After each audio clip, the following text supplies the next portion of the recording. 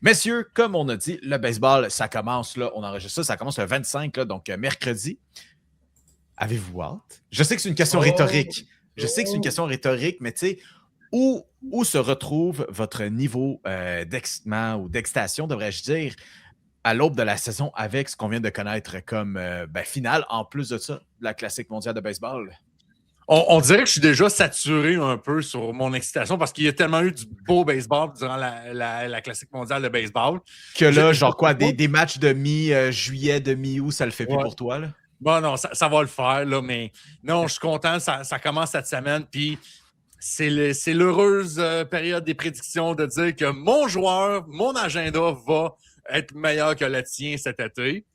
J'ai vraiment hâte, puis faut pas oublier, profitez-en, les gens. Profitez-en, parce que cet hiver, là, on n'aura plus ça, là. C'est terminé, là.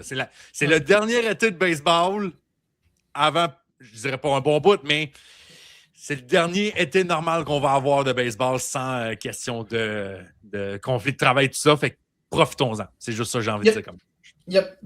Très d'accord avec toi. J'ai extrêmement hâte, mais c'est un peu. C'est le petit goût amer de ouais, mais c'est peut-être la dernière fois. Fait que. Non, j'ai hâte de voir. J'ai hâte de voir ce que ça va donner, mais ça va être une saison très très fun à avec. Il est toujours aussi puissant Dodgers qui sont de loin les grands favoris pour gagner une troisième série mondiale consécutive. Crois-tu? Ouais, c'est histoire drôle là, que m'avait mis la puce à l'oreille de ça, mais bon, on sait il y a le nouveau système qui s'en vient pour les prises. Mais je n'étais pas au courant avant que vous m'en parliez, mais ça fait en sorte que, bon, il y a dû avoir maintenant tout un gros calcul des tailles, tout ça, puis ce que vous m'avez fait remarquer, c'est que tout d'un coup, c'est quoi tout le monde finalement est. Tout le monde finalement a rétréci dans les dernières années. Tu sais, finalement, les drogues au baseball ont tellement fait leur effet que les joueurs ont rétréci. Mais non, mais tu sais, je pense qu'il y avait un petit peu de paresse dans le calcul des tailles. On sait que parfois en NBA, tu sais, c'est un petit peu mollo. Tu sais, bon, Kevin Durant, il est 6 pieds 9, puis regarde, ça va être ça. Mais tu sais, tu le vois à côté d'un gars de 6 pieds 11. Tu mets pas 6 pieds 9. Puis là, au baseball, tout d'un coup, voyons, y a-tu une injection de joueurs latinos, tu sais, à 5 pieds 4 qui rentrent là-dedans? Est-ce que José Altuve s'est multiplié? Est-ce que Alejandro Kirk s'est multiplié? Non, c'est tout simplement que ça trafiquait un petit peu les tailles d'après moi avant, puis là, c'est ça, avec le nouveau système maintenant, c'est extrêmement standardisé parce qu'on va se fier sur les mensurations de joueurs pour comme établir la zone des prises virtuelles pour faire les reprises. Si je ne m'abuse, c'est Gavin Lux qui est un de ceux qui a le plus souffert, qui était affiché, si je ne m'abuse, à 6 pieds 1 et qui a rétréci vraiment. Ça a été une saison pas difficile pour Gavin Lux. Ça a été très, très difficile parce qu'il est passé de 6 pieds 1 à, je crois, 5 et 10 officiellement. Mais ça c'est classique, gars d'application de rencontre qui 5 et 10 qui dit bah. Je veux dire que je suis 6 pieds, là, ça va passer, on va voir la différence. Puis, il est un petit peu plus loin en disant, hey, gars, je vais mettre 6 pieds 1, parce que si je mets 6 pieds, tout le monde va. Ouais, parce que 6 pieds, c'est trop suspect. 6 pieds, c'est trop suspect. 6 pieds, c'est suspect. C'est correct. Fait que, tu sais, d'après moi, c'est pas de match.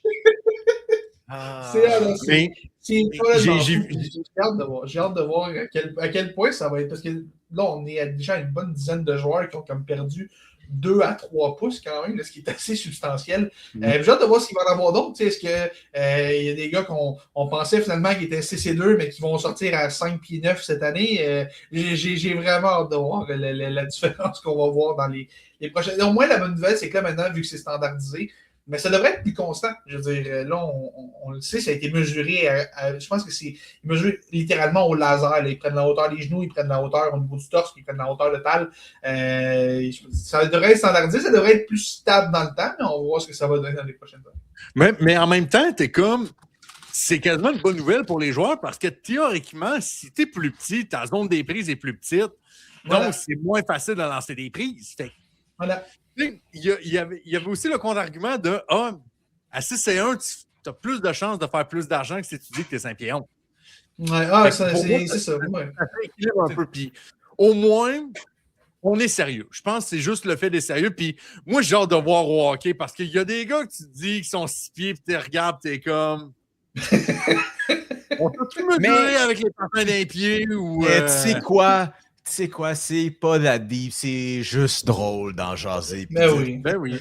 Qu'est-ce qui est arrivé avec la grandeur moyenne? Mais bon, jasons quand même des vraies choses. Félix, les presque champions en titre de la dernière saison des Blue Jays, puis je suis pas sûr que tu vas te faire beaucoup d'amis avec ça, mais à quoi t'attends-tu des Blue Jays cette saison?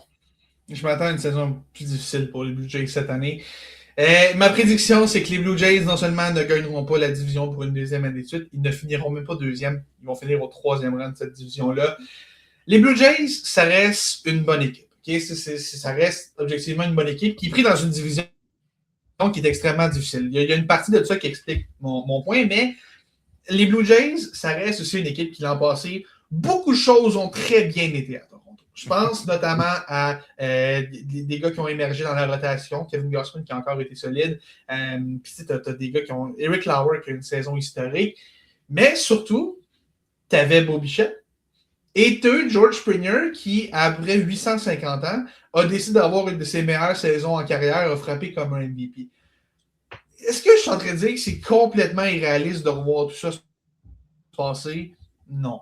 Mais quand même un petit peu. Tu sais, il y a beaucoup de choses qui devraient encore bien aller pour que les Blue Jays, qui peut-être pas une aussi bonne équipe, sur papier du moins, que, disons, les Yankees ou même les Red Sox. Je pense que ça va être eux les deux premières équipes de cette division-là. Les Red Sox sont vraiment améliorés, surtout au niveau de la rotation, qui était un sérieux enjeu pour eux l'an dernier.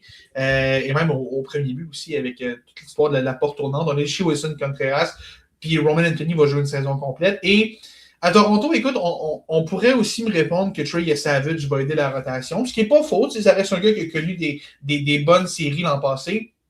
Mais le faire en série, c'est une chose. Le faire sur 162 matchs, c'en est une autre. On a souvent vu des lanceurs émergents en série pour connaître une première saison complète plus difficile. J'ai l'impression que Savage, ça pourrait être ça, surtout qu'il va commencer l'année sur la liste des blessés. Shane Bieber est déjà blessé. José Berrios est blessé. La rotation est déjà commence à être pas mal testée. Puis oui, Delency c'est arrivé. Oui, Cody Pond c'est arrivé. Puis Kazuma Okamoto aussi, qui est un japonais, qui est arrivé au niveau de l'offensive. Mais j'ai l'impression que tout a trop bien été à Toronto l'an passé, puis qu'on va peut-être avoir un petit peu plus de difficultés cette année à gagner des matchs. Est-ce que la magie va être recréée encore une fois?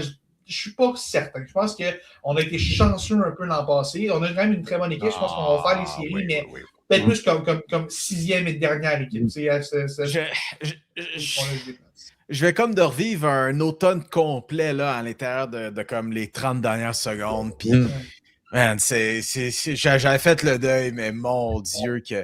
Tu sais, c'est tough. Hein? Je sais que c'est pas la discussion, mais c'est tough quand tu dis qu'il y a tellement de bonnes choses. Puis, quand on parle que c'est un marathon, puis, tu sais, oui, les Dodgers, c'est favori, mais les Blue Jays en sont quand même la preuve que oui, quand même, avec une équipe talentueuse, il y a tellement de parité dans ce maudit sport-là, puis dans les sports en général, qu'il n'y a rien qui est sauté dans le béton. Puis, c'est quoi? Mais on en parle quand même aussi. Hein, en fait, ce qui risque de garder au-delà de la division le plus les Blue Jays, c'est l'état de santé de ses joueurs. Puis vous savez quoi? Je peux même pas argumenter avec ça parce que même tout au long des derniers mois sur la revue de presse Salon de Mio, que je vous invite à écouter tous les jeudis matin, là où vous écoutez ce podcast.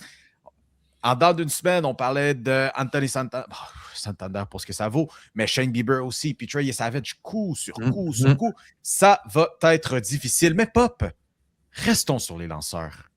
Parce que toi, par contre, là, t'as un lanceur là, pour qui tu veux venir faire un peu l'apologie. Et, je dirais même, pousser ton agenda. Quelqu'un qui, peut-être pas trop vu non plus très souvent durant la classique mondiale, hein?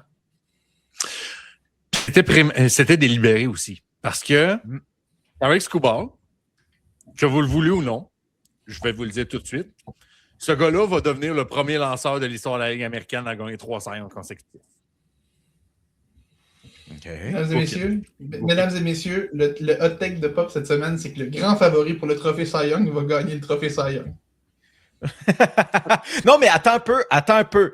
Nuançons, parce que l'histoire sportive nous a prouvé que de la fatigue, ça existe. Ça existe. Oui. Félix, est-ce que tu peux me dire combien de lanceurs dans toute l'histoire du baseball ont gagné 3 fois le Cy Young de manière consécutive? Il y en a... Roger Clemens, l'as-tu fait? Non. Il l'a gagné, je pense, 3 fois en 4 ans, je pense. Ah, c'est ça. Je sais qu'il y en a comme beaucoup. Randy Johnson aussi est pas loin à un certain moment donné. Il en a gagné 4 même consécutifs. C'est ça, il en gagne pas mal début des années 2000, là. Mais c'est vrai qu'il n'y en a pas une tonne. C'est vrai qu'il y en a pas une. Randy Johnson et Greg Maddux. Fin de la liste. Fin de la liste. Est-ce que c'est le favori? Je concède. Mais réussir à faire 3 saisons Cy Young consécutives, c'est tout sauf un côté. Et Tarik Skubal le sait. Tarik Skubal, tout son mindset en ce moment, parce qu'il ne faut pas oublier une chose. Tarik Skubal devient joueur autonome à la fin de la saison. Ce gars-là joue pas juste des centaines de milliers de dollars, pas juste des millions de dollars, pas des dizaines de millions de dollars. La saison 2026 de Tarik Skubal a des centaines de millions de dollars en jeu pour son prochain contrat. On va chercher un 4 à 500 millions dans le meilleur des scénarios. Puis, ça a l'air fou dit de même, mais c'est ça pareil. Tarik Skubal, on l'a vu à la Classique mondiale de baseball. Moi, je lance un seul match parce que je veux me préparer, parce que j'ai une grosse saison devant moi. J'ai de l'argent en jeu. Et pour cette motivation ultime, c'est lui qui est le grand favori. C'est déjà le grand favori, mais ça l'est encore plus. D'ailleurs, Félix Forget, si c'est aussi facile de dire que Tarik Skubal va gagner, tu proposes qui d'abord? Hein? Qui va gagner? Qui va gagner? Moi, mon gagnant du Cy Young. Tu m'as demandé qui va gagner, j'aurais dit Skubal. Mais j'ai décidé d'y aller ailleurs pour pas y aller dans le choix facile qu'on m'a demandé pour passer un MLB. Les textes vont sortir cette semaine d'ailleurs pour ceux qui veulent voir. Je pense qu'un autre nom à surveiller, c'est Garrett Crochet avec les Red Sox. Je pense que ce gars-là va avoir un sérieux cas cette année. S'il lance aussi bien que l'an passé, mais moi, le nom que je pense qu'il va surprendre, en fait, surprendre, on l'a bien vu l'an passé émerger, mais un gars que je pense qu'il pourrait avoir une autre grosse saison, c'est Brian Wu. À Seattle, je pense que ce gars-là a des réelles chances d'avoir une saison monstrueuse cette année, dans ce qui est le meilleur personnel de lanceurs des majeurs. Puis je pense que c'est lui qui va être la tête d'affiche. Moi, je vois une énorme saison pour les Mariners. Là. Je pour toi, moi, je suis tellement haut sur les Mariners cette année. Et je pense que Brian Wu va être un gros morceau de ses succès. Juste cette année, je vais juste te poser la question suivante, Félix. Je pense que ça fait 58 que tu prédis un gars des Mariners qui va gagner Cy Young puis il ne gagne jamais. C'est vrai, c'est vrai que c'est pas mal. Combien d'années que George Kirby va gagner le Cy Young et ça aboutit jamais? Hey, c'est-tu lui que j'avais l'an passé? Je vais vérifier, je me souviens qui j'avais nommé l'an passé. Mais je sais que j'avais George Kirby il y a 2 ans. Hey, pour être, c'est une bonne que tu me poses. J'avais-tu Logan Gilbert? J'avais-tu Logan Gilbert? J'avais Tarik Skubal. Ah, ok. Mais je me souviens que j'avais pensé avec Logan Gilbert. C'est vrai. J'aime les Mariners. Je suis coupable. Ce personnel de lanceur-là a mérité le bénéfice du doute quand tu les regardes jouer. Ils sont incroyables. Ouais. Et la légende raconte qu'on t'a pogné en train de activement les encourager quand ils ont joué contre les Blue Jays pour aller à la Série mondiale. Ah! Je ne peux confirmer ou démentir cette information. Est-ce que tu plaides le FIF? Est-ce que tu plaides le FIF là-dessus? Je plaide le 5e amendement.